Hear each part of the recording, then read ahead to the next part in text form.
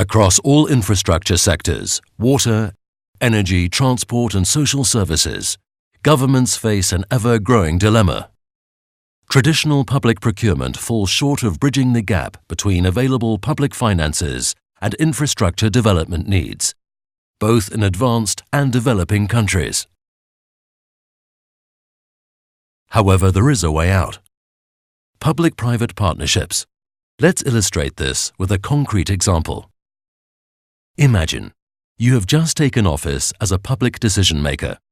The first thing you would like to improve is the municipal drinking water provision, which has been neglected in the past due to the enormous task that it presents: building and efficiently managing the municipal water and sewage infrastructure. To tackle this challenge, you decide to share not only the construction of the municipal water and sewage system, but also its financing and its operation with the private sector through a public-private partnership agreement. Public-private partnership does not mean the privatization of your water services. In a PPP, the state continues to be the owner of the water infrastructure and accountable for the provision of good drinking water to the people. With the PPP approach, your government sets the stage and drafts a first plan. You then launch a competitive tender to identify the best offer from a private partner who will finance, design, build, operate, and maintain the project. Your private partner recovers his initial investment through service fees paid by the government or by the users directly. Your role is to supervise the public service provision in the best interest of your citizens. The public-private partnership approach lets you plan your project over its entire life cycle, optimizing the use of available resources. With this approach, you tap the strengths of the private sector that knows better how to first attract and invest capital, how to avoid cost overruns, and lastly, how best to operate.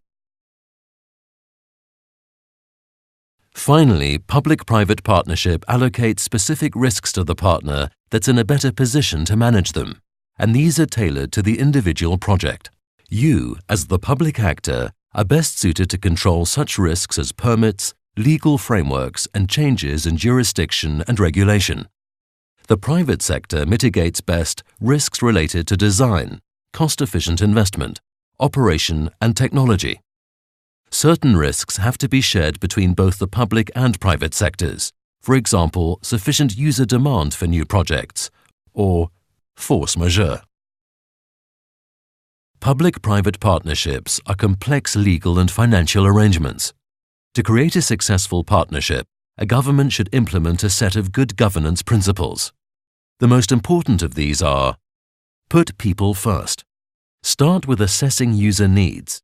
Projects must be economically warranted and involve all concerned stakeholders. A competent and stable government partner is required to build administrative capacity for effectively negotiating and managing long-term collaborations with the private sector, to put in place adequate legal frameworks and regulations, and ensure transparent procurement policies. Assess all risks from the outset and allocate them appropriately between the public and the private sectors. Don't forget to mitigate any substantial risk to the environment. Public-private partnership can be compared to a football game, where the government sets the rules and acts as referee to ensure their compliance. Those in the private sector are then able to compete against each other on the football field, for the benefit of the spectators. The game ends with the expiry of the PPP contract and the handing over of the public service back into your hands. If your citizens were satisfied with the game, why not continue and organize the next tournament with fresh players?